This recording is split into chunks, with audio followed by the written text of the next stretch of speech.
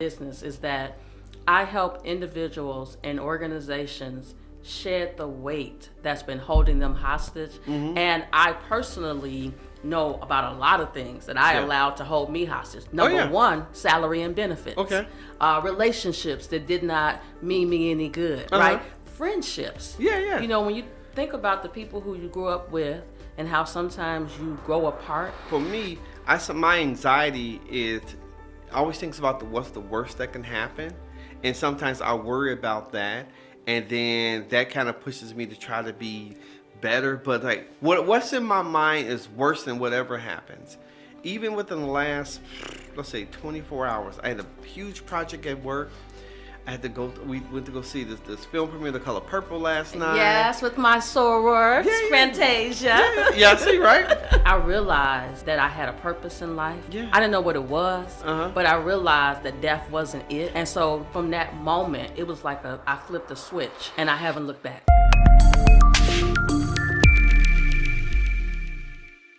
Hello, and welcome back to another episode of the Growth Motivator Live with me, your host, Dr. Lisa L. Campbell.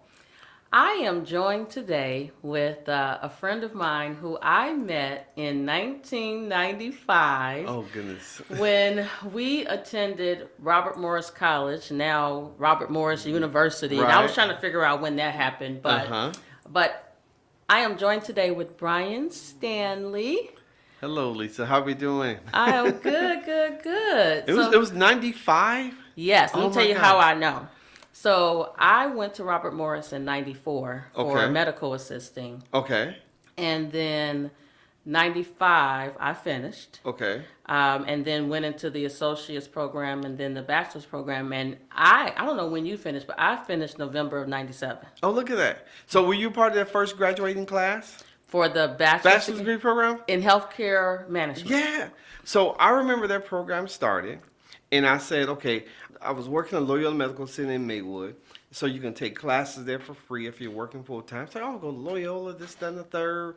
And then we were sharing earlier, when you're working and going to school, your life is always busy. But like I finally had a chance to kind of see what it's like to be a 20-year-old and not always be busy. So like one semester didn't turn out as well as I wanted to turn out. And then, okay, let's take a semester off. And it's all right. And then, but also at the same time, I received that flyer about the first graduate, please consider Robert Morris for the bachelor's degree program. It was like right around this time. And then when I was enrolling back in school, I got a flyer saying this is the first graduating class of the bachelor's degree program at Robert Morris. I was like, oh, I was so sick. I could have been I could have been with my friends. I could have done it. But again, I pivoted, shifted gears, this, that, and the other. But sometimes you kind of change courses because you think something's much better. And I don't not so much regret it, but it's one of those situations like I still remember that. Yeah. Well, I had finished the associate's degree, and they informed us that they were going to have a bachelor's in healthcare management. Yeah. And I've always been an early adopter of technology, and so I decided, I'm in. I'm all in. Right. But it was, you know what? It was a good experience. You joke about me being able to do PowerPoint presentations. And I actually talked about that in my book, Grow With Me. Go ahead. Where you mentioned at the White Sox game about me doing PowerPoints. And you one of the characteristics that you describe about me, I never really realized that about myself. And you kidding me? No. Oh my God! No, you were phenomenal. I mean, you had done a PowerPoint presentation at one point, and you did something on Governor State University, and I don't know if you were working at the University of Chicago or something like that. I think so. And you had done one, and you broke down like the departments and divisions at the hospital, and I was like, what is this? It's like. And then, and it was almost like we were looking around like, is this what we're supposed to be doing? Because we're not that. And then you made an announcement you're going to be attending Governor State University for this master's degree program. Like what? I was like, hold on. Like, what happened? And you were always phenomenal with that. Phenomenal in the classroom, and also phenomenal in the personal life, just getting to know you as a parent and everything, as a friend. Like, incredible. So you were that person. I remember you had a birthday party at like the Cotton Club or something like that. Oh my goodness, I had a gold dress. Oh my God. Destiny. Yeah. I remember I danced with your, I purposely danced with your mother, and I told her your daughter is one of the most incredible people I've ever met. From being a Wow. student, from just being a friend, and then the time and patience it took that you had to have with your child. It was just incredible, and I was just floored by your success and everything. Yeah. Wow. And you know Yeah. what's really weird? I talk about this in the book, and Mhm. I've been mentioning it publicly, but right before that time frame when you met me, I actually tried to take my life. And I realized in that moment, I don't know if it was the charcoal that they were pumping my stomach out with or spending those few hours in Hartgrove Hospital, I realized that I had a purpose in life. Yeah. I didn't know what it was, Uh-huh. but I realized that death wasn't it. Right. And so from that moment, it was like I flipped a switch Oh wow. and I haven't looked back. Oh, there you go. And it took me a long time to really, I think, disclose it. Like, obviously, my mother knew, my father knew. Right. But when my grandfather read the book, he was like, I learned so many things about you that I did not Yeah. know. He didn't even know. Look at that. So today we are talking about Yeah. unleashing your creativity. And before we went on air, you were telling me about your journey towards becoming your creative self. So share with our listening, viewing audience. So about so that. we were talking about how I started with the stage productions, but I was thinking about how it started way before that. So I used to have little army men and batteries and stuff. So You showing your age now. I just want you to know. Trust me, trust me.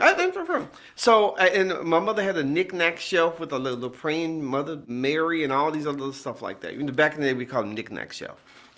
And so I would tape little numbers on them, and then she had a picture on the wall, and I took it off, and I put some tape on the back of it, and I made some lines on it, made a soccer field, and I called it the ARC, the Alumni Recreational Center. And so I played by myself, and not that I didn't have family and friends to play with, not that I didn't have people to cousin play with, stuff like that, but I had so much fun entertaining myself with my little army men. I put numbers on them, I gave them names.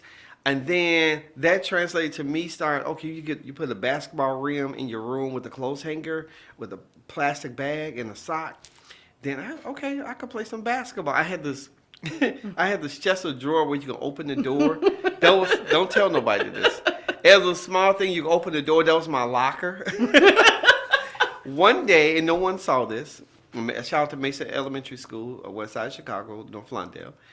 No one ever saw this, but I wore a tank top, and I had the same type of tape. I put Mason on it. I put like a number 1, obviously, and I wore it underneath my school clothes because I had a game in my room at 3:15. I got out of school at 2:30.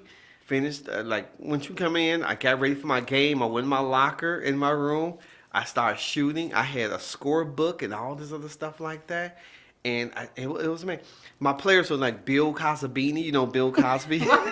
Again, you showing your age. Yeah. Trust me. I'm telling you, I'm 50+1. I own it. And then I did the same thing with the. Now this is really old Atari video games. I love Atari. Yeah, so Atari had the baseball game, so I would create players and stuff like that. I would get the Chicago Sun-Times, and they would have the sports section, and they have the list of the players and what they did, how many the batting averages and what they did. So I would match those up, and I would create my own teams, and I had a whole season. And that's how I entertain myself. And I entertain myself that way, and it kind of kept me away from a lot of things that can happen in the neighborhood. Again, the West Side of Chicago sometimes has its pockets of things that can go wrong for some individuals. And I was one of the individuals. Things didn't go wrong. Now, one time, I drew up some gang stuff. Hello. So now that I make a baseball team, a soccer team, but also I make this gang, And this song by Houdini called "One Love, One Love," and that was our gang was named One, and I wrote all the stuff out there, just like I wrote out the baseball stuff. I left it on the dresser, and my mother saw it. And she thought I was in the gang, because I had rules and laws and signs and stuff like that. Oh, I got in so much trouble, guys. I swear. Then I couldn't do a whole bunch of stuff. But then when I fast forward 1,000 years, I was working as a dean of students in elementary school. Shout out to Fort Dipper Elementary School, Brandon Park, Chicago, Illinois. and I was after school tutoring. After school in school suspension. I also did the tutoring programs, but at school in school detention. And doggone it, I was bored. It was like doing one of the principles Kwanzaa, like Unity or something like that. And then I created this scenario where this young girl was coming home for the holidays, and she was going to spend time with her family, and she didn't get along with the stepmother and all this stuff, and we just improv'd it. And that was like, so let's say that's on a Tuesday. Then the next day we had the in schools, we improv'd it again. Third day, then other kids start coming because it became a lot of fun. And then I say, oh, this is something. So we created a drama club at the school. And then what ended up happening, I would go to the ETA Theater, 75th and South Chicago, see some different shows. I enrolled in the playwriting courses over there. Shout out to Eugenie Jean Perkins, Chicago well-known playwright, award-winning, all this wonderful stuff. And then I started creating my own stage plays, and you start with creating a character. His name was Morgan Brown, I believe it was. Yeah, Morgan Brown. And it was called The Other Side of the Game. And the idea of it was to think about this one guy. He had the girl next door. He had the bed buddy, okay, who was his financial advisor. But then he also had the new girl who just moved from like Colorado or something like that, and just joined the church. And so she sparked the interest in him. So all this stuff took place in like one weekend or so. And he went to like a movie with her in the morning time. They met at a gas station or something like that. They saw each other one day. They saw each other at the gas station. Hey, let's go to the movies. Then they hung out and they talked. And then she was intrigued by him that she had her friends come over. But then later, the bed buddy came by, this, that, and the other, and wanted to just be that. Who also wanted a relationship with him too, you know. Mm-hmm. But then the girl next door who would do everything for him. She ended up getting in a car accident, and then what ended up happening is he didn't go to the hospital when she had the car accident because she was running errands for him, like to pick up a suit or something like that. And then she realized, like, man, you're not the person for me because I love you. And she's known him all her life, this, that, and the third. And so it's sort of a message to brothers and sisters, for that matter. It's like, the other side of the game that we have is like there are other people involved in this, so let's be careful about that. And although Erykah Badu has a song called "Other Side of the Game," I didn't take it from that, but I just love that the other side of the game, and the stage plays took off from there. And it's been one great thing after the other. Going through some personal issues in my life with just being a single parent too, and doggone it, you have to sometimes be creative in creating these different characters and having them have the strength to overcome and that resilience. But you're also gonna have the ones who are kind of badass, and you know who they're all part of your personality. And one show led to the next, that led to the next, and then I was on the Dan Ryan Expressway. I wanted to create Dirty Dan. yeah. I was on the doggone Dan Ryan Expressway. I heard this song called "God Favored Me," and I saw him write a gospel song. Again, I did that, and I did not know all of this. Yeah. Oh yeah. Goodness gracious! And a lot of the stage productions I've written come from hearing different songs, come from different feelings and emotion and things like that. And so that creativity was just always there. And one of the funny things is that now go back to that 10-year-old kid in his room playing with the army men. And you would think that there's something wrong with that, but that's how I've always been. How it began. And yeah. you know what? I think that the young boys that are growing up today, they're missing that positive, creative energy. Oh, yeah. Right? Their energy. First of all, it takes some creativity to take a car, run the car into a building. Yeah, you saw that? Take all the stuff out, and then sell it. Yeah. So you are an entrepreneur. You know how to make a plan. You're creative. It's just the wrong type of plan. I kid you not. So what happened is she talked about like when you find like your purpose, long as it's not hurting anybody or so like that. So those young people who are still in the cars and stuff like that, obviously that's hurting people. So I manage a grant program at Purvis State College. I sometimes see young people out, and I've gone out to see we have a program where we help train firefighters. So our grant pays for the firefighters. We partner with the Black Fire Brigade. And so I remember like seeing some young man out, and I said, why don't you become a firefighter? I said, and I gave him my card. He was in front of a Walgreens. I gave him my card. I gave him $1 in an ink pen. And I'm so upset because if you're bold enough to stand out here at 9 o'clock in the morning, ask strangers for money, you're bold enough to run into a blazing building to save somebody. I don't know if you ever signed up something like that. Absolutely. And I always tell parents and stuff, if you have that young person who's not who's kind of going wayward, who's not doing what they need, make him do something. Sign him up for the armed services. I mean, why not? Nothing wrong. Right, not because at some point, if you see he's gonna get a hold of a firearm, he might as well get a hold of a firearm to protect our country, to protect the legacy that when our ancestors came up doing the Great Migration, so we all have a better life and everything from leaving the South to now.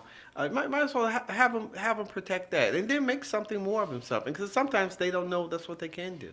Well, I think I was chatting with another guest that when we were growing up, there was a concept of community, right? You had that village, right? Right. You were afraid to be seen doing something in the neighborhood because somebody was going to see it. I'm still like I that think today. These kids don't have that. No.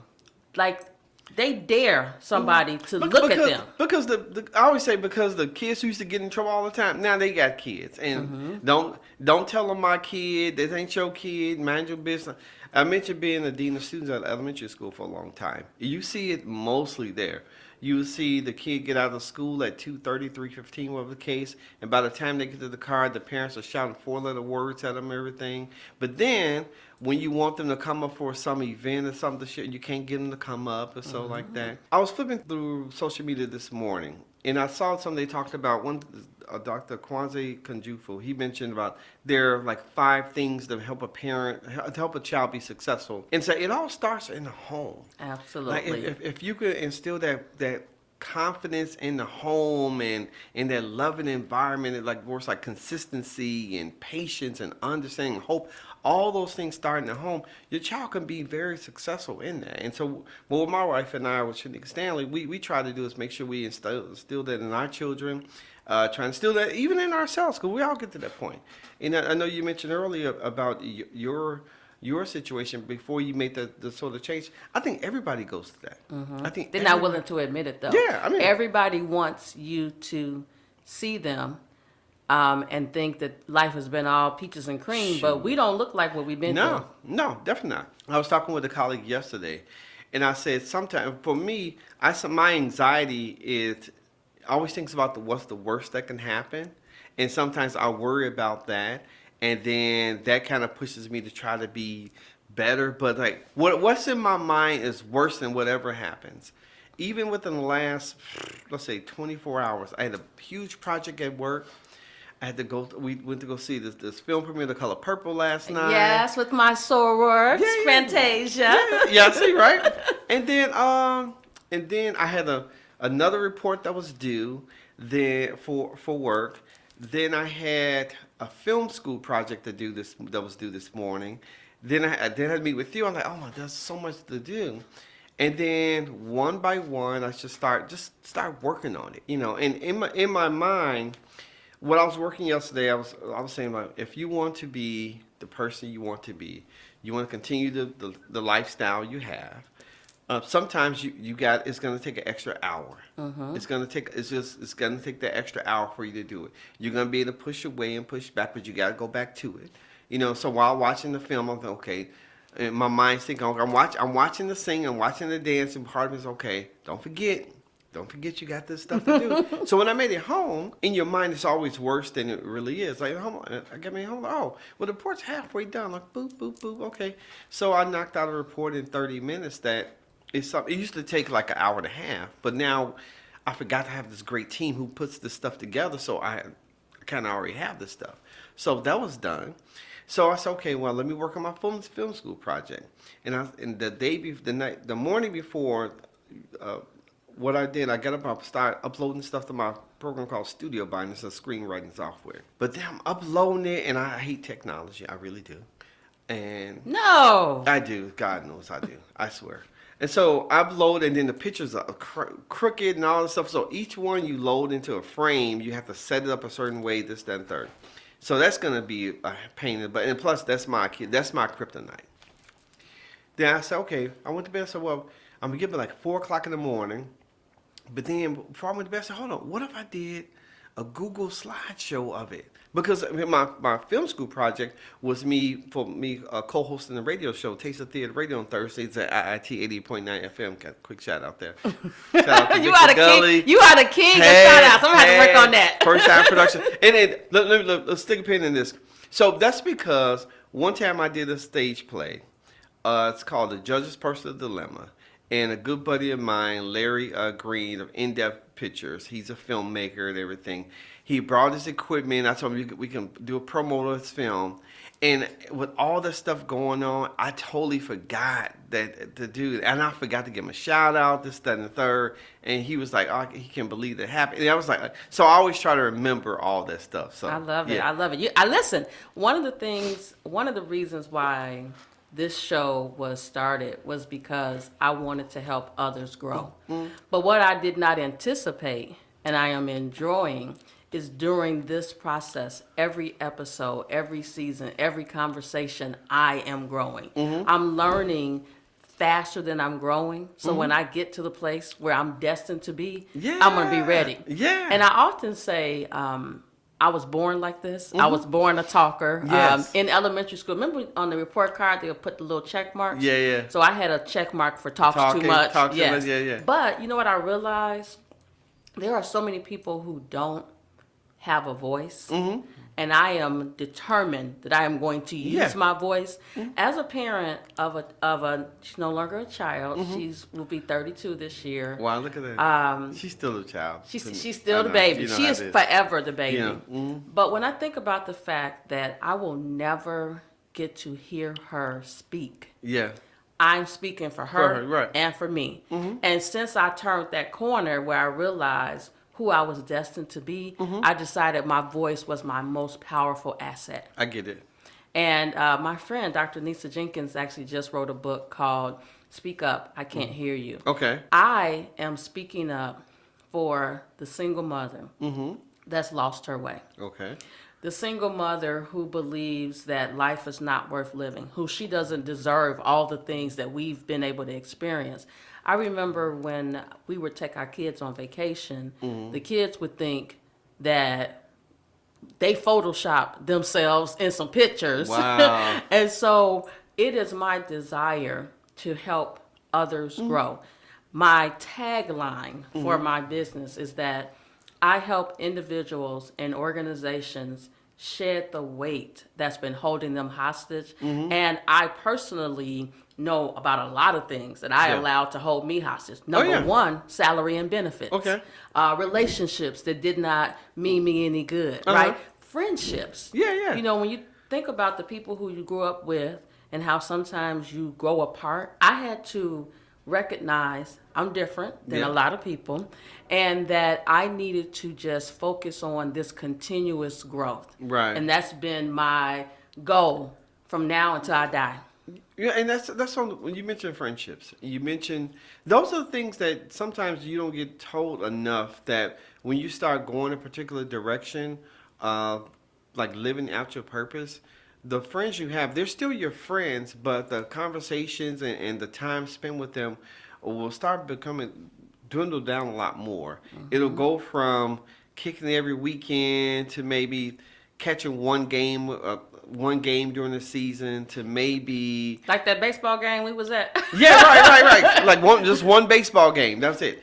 And so it becomes that. And what happens is those individuals who are not living in their purpose, I should say, and God bless them too, they may not fully understand that.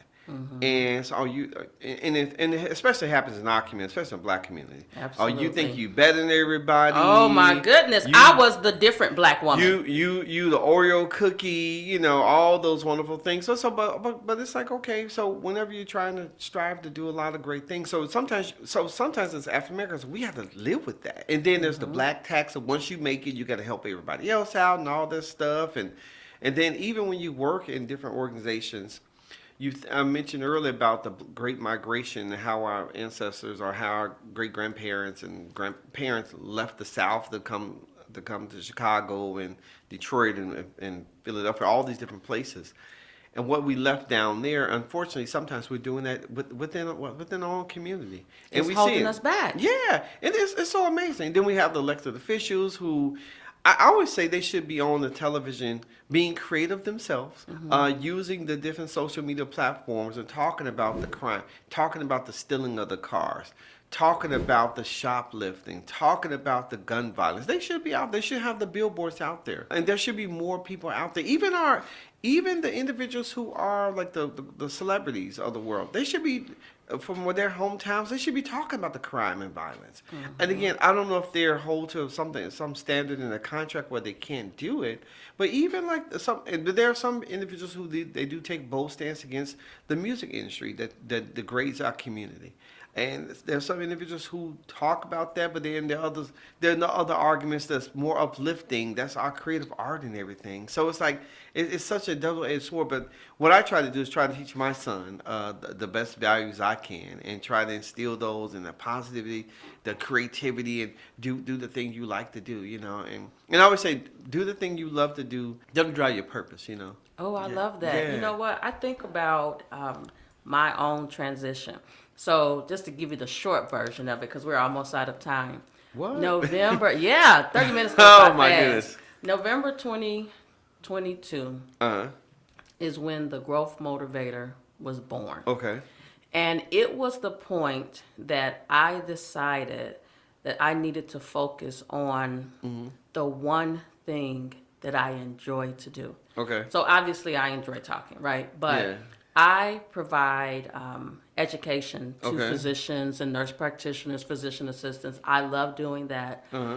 But I also love motivating and inspiring others.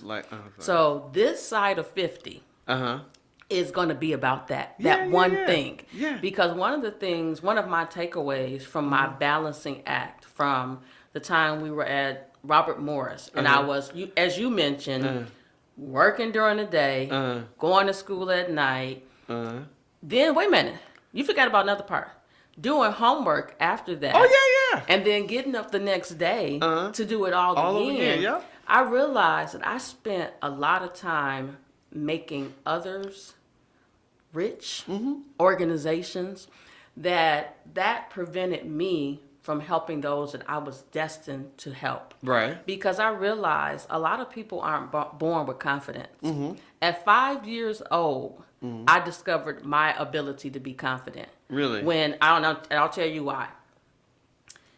We were on the east side of Chicago, 103rd Street, and I went to Wendell Phillips Elementary School. Okay. And so one day I was waiting on my father to pick me up.